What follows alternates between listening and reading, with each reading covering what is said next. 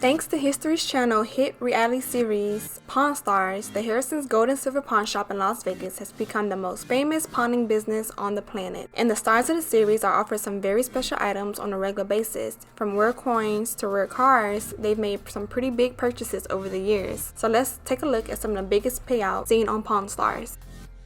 In the first season of Pawn Stars, the customer came to Rick with a custom 1961 Gibson SG Les Paul guitar that he claimed had once belonged to American guitarist Mary Ford, the wife of legendary guitarist Les Paul. As per usual, Rick was a little skeptical and decided to call in an expert. Les and Mary co-wrote 16 top 10 hits between 1950 and 1954 and sold millions of records, and Les's solid body guitar design also had a great influence of the sound of rock music. The expert carefully examined the guitar and confirmed that seller's story, pointing out several details like a list of songs they were playing and assets taped to the back of the guitar that proved that its former owner was indeed Mary Ford. But the guitar being rare, already its actual connection to Les Paul made it even more valuable, and after the owner's initial ask of $250,000, Rick ended up buying the guitar for just $90,000, which still made it one of the biggest guitar buyer in Rick's career.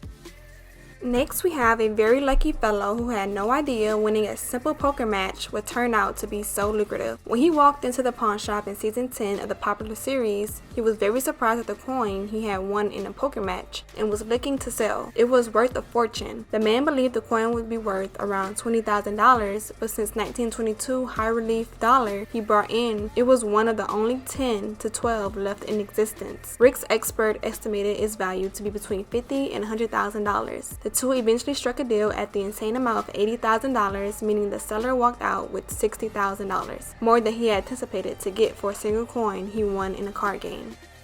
In season 11, a man called Paul brought Rick one of the most iconic cars that became famous through the movie Gone in 60 Seconds with Nicolas Cage. The 1967 Shelby GT350 had been signed by Carroll Shelby in the glove box, which the famous automotive designer would do in exchange for a donation to his charity, since the only 1,175 vehicles of this kind were made in total. Paul was asking for $125,000. After calling Bill Securno to check the special car out, Rick decided to make an offer of $100,000, which led to a rare instant deal without further negotiations and one of the biggest payouts in Pawn Star history.